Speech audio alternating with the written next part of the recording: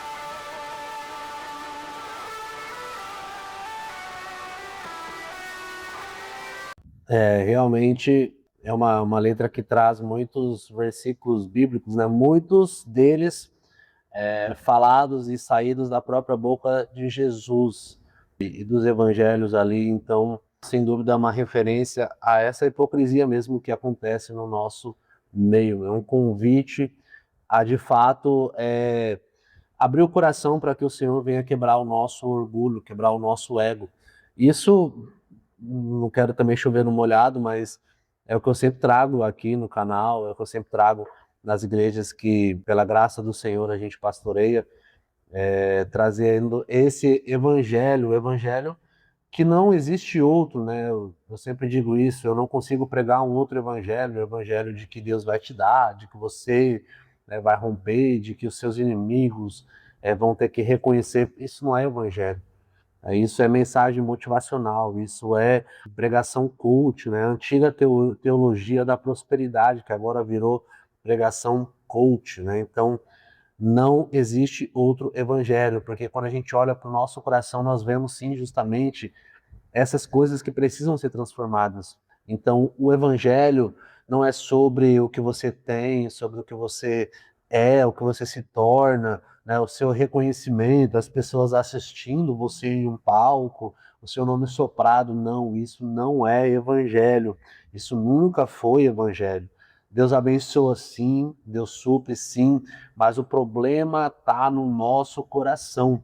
E as bênçãos do Senhor, elas são como uma consequência de uma vida em devoção a Ele. E ainda que muitas vezes Ele não faça algo, nós continuamos amando e servindo Ele, porque Ele já nos deu aquilo que é de mais precioso, que é a salvação. Nós vamos dar sequência aqui, vou pular essa parte porque vai repetir.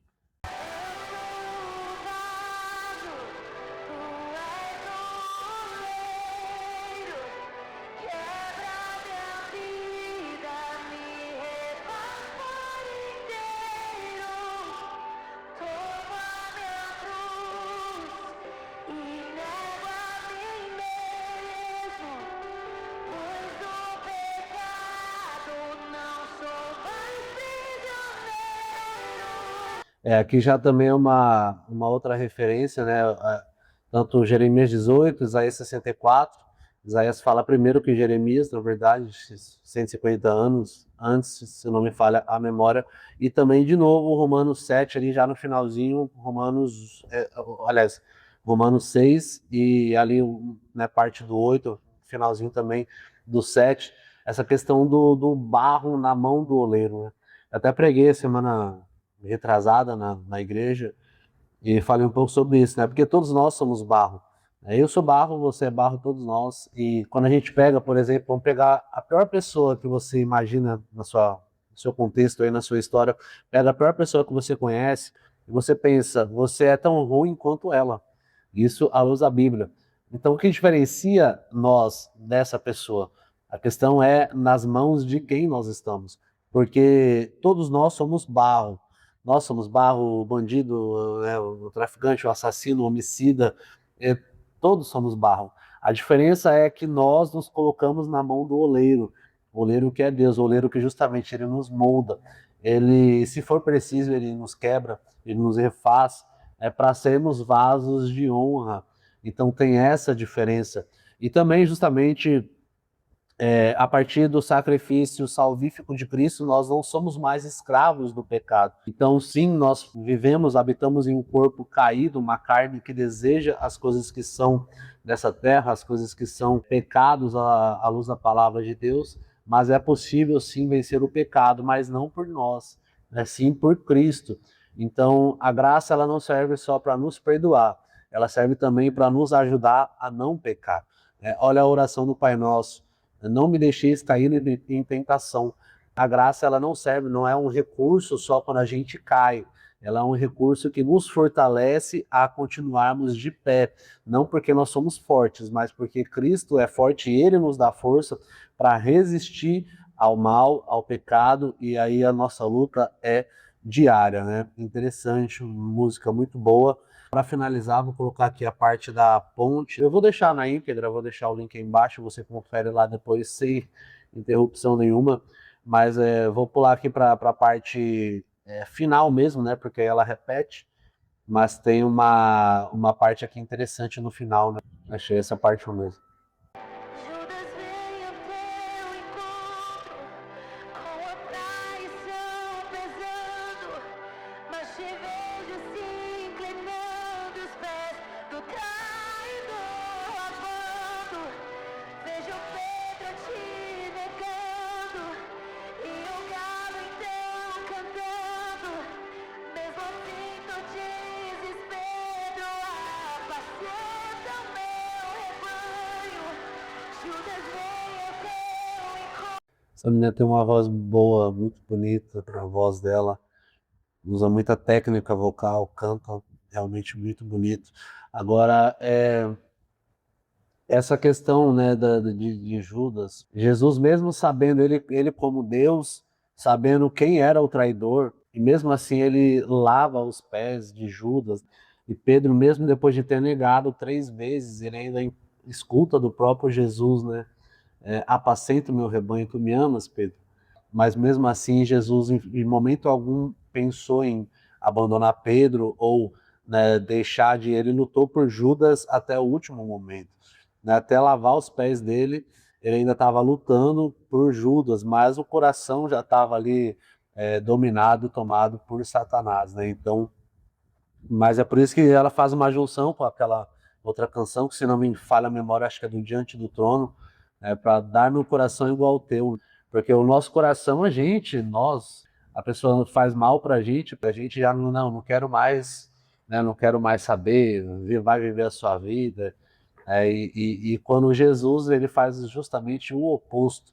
Ele lava os pés do traidor e ele também, né, dá um encargo, dá um chamado, ele dá uma missão para um outro traidor também, né, que é de apacentar o rebanho de Cristo, né? Para finalizar esse vídeo, para também não ficar muito longo, o convite é o mesmo de sempre, né, para a gente voltar à simplicidade do Evangelho, para a gente voltar à verdade da Bíblia, a verdade da palavra de Deus, que possamos tomar cuidado e parar de verdade, parar de ouvir essas músicas, esses louvores que só falam do ego humano, do que Deus vai fazer, do que Deus vai te honrar, enfim. Isso daí tudo faz mais um desserviço ao Evangelho do que de fato um serviço para o reino de Deus. Então, vou ficando por aqui. Deus abençoe a sua vida. Escuta a música, o link está embaixo na descrição. Se inscreve nesse canal, deixa o seu like, o seu gostei, compartilha esse vídeo e Deus abençoe. Um grande abraço e até a próxima.